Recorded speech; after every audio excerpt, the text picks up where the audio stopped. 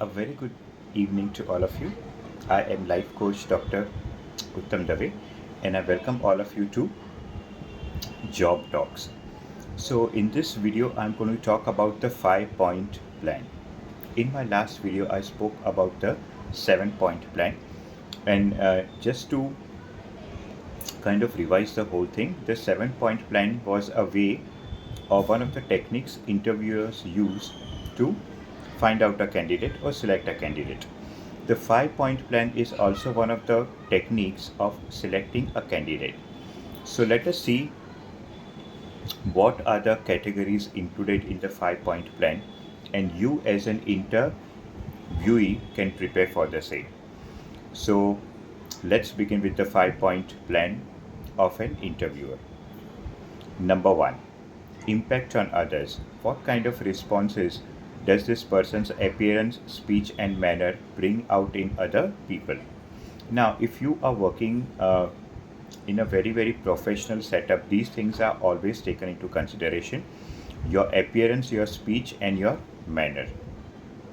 Now, to give you a small example, let's say you're working as a manager. If your appearance is very shabby, if you're using a lot of abusive language, or you're very mannerless, you're not likely to be taken in the job of a manager, because a position of a manager requires these qualities. If you don't have them, you are not in. The second one, qualifications and experience. Does this person have the necessary knowledge and skill to undertake the work required?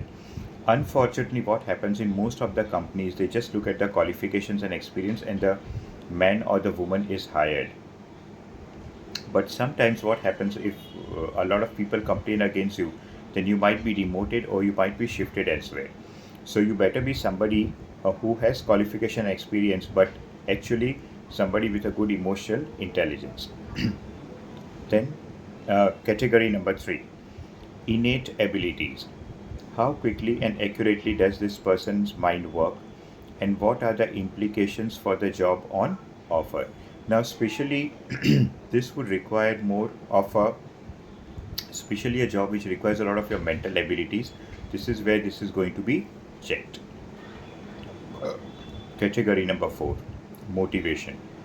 What kinds of work appeal to the individual, and how much effort is he or she prepared to apply to it? If you are applying for the post of a teacher, it is very important that you are motivated enough, that is self-motivating, and also motivating enough for your students to perform their best. So one of the qualities which a teacher should have is self-motivation, and also the ability to motivate their students to perform better and better. Of course, motivation will be a skill required in almost all the jobs, but certain jobs will require more of that. Next category, emotional adjustment. How well adjusted is this person to himself, his situation, and his colleagues, and what are the implications for the job? Now, I have seen that in certain, in a government job setup, no matter how badly a person may behave with others, he or she is not likely to lose their job.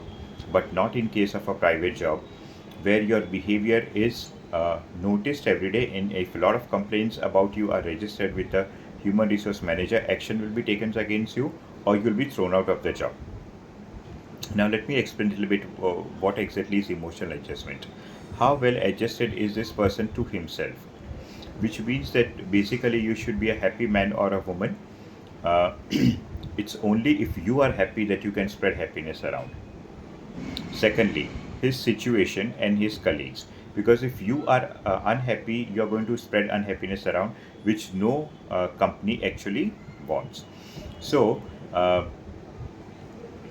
your hirer will be employing either the 7 point plan or the 5 point plan. I have discussed both the plans with you.